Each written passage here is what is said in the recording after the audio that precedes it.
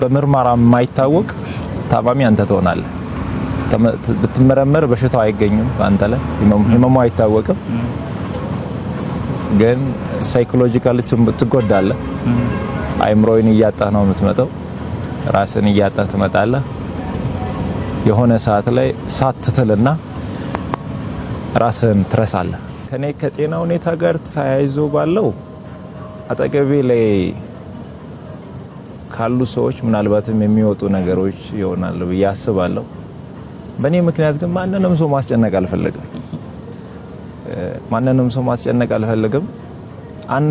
አንድ የሚያምነው ነገር አለ፣ እግዚአብሔር ሁሉን እንደሚችል፣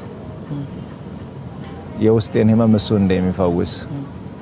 ሰው ፊትን ያያል፣ እግዚአብሔር ልብን ያያል። አጥላው ሰውን ስትረዳ የሰዎችን ህመም የሰዎችን ስቃይ ደርሰ መከራቸው አጠገብ ላይ ስትቆም ልክ እንደኔ ሌሎችም እንደዛው ናቸው።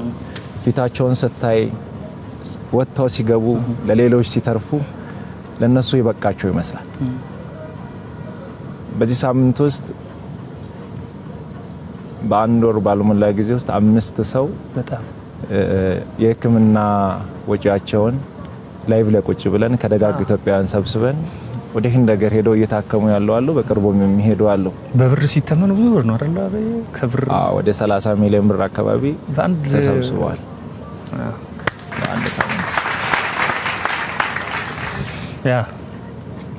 ግን መቀመጥ አልችልም። ለነሱ እኔ እርዳታ ሲሰበስብ ቁጭ ብዬ አይደለም፣ መቀመጥ አልችልም። መቀመጥ የማልችልበት ምክንያት አለ። እነሱ ደግሞ ተፈውሶ ሲመጡ እኔ በረታለሁ። የነሱ ገንዘብ ተሰብስበው እያለቀሱ የነበሩ እናቶች፣ እያለቀሱ የነበሩ አባቶች፣ የአንገቱን የደፋው ወጣት አንገቱን ቀና ሲያደርግ ያቺ እናቷ በኩላሊት ህመም ምክንያት ታማ ስታለቅስ የነበረች እህታችን ሳቋን ሲያይ እኔ ልብ ይበረታል። የኔን ህመም እዛ ጋር ረሳለሁ፣ የኔን መታመም ረሳለሁ። ግን ደግሞ ሳልፈልግ ሰውነቴ እየቀነሰ መጣ።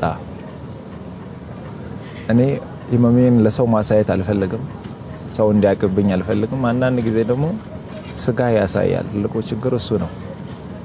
ጃኬት ብትደርብም ይታያል፣ ውስጥ ያሳያልና ጸልዩልኝ። እኔ የኢትዮጵያ ህዝብ አንድ የሚማጸነው አንድ ለኢትዮጵያ ህዝብ መናገር የሚፈልገው ከእግዚአብሔር በታች በእናንተ ጸሎት፣ በእናንተ እንባ፣ በእናንተ ምርቃት ነው እስከዚህ ያለሁትና አሁንም እግዚአብሔር በዛ መንገድ ያቆመኛል ብዬ አስባለሁ።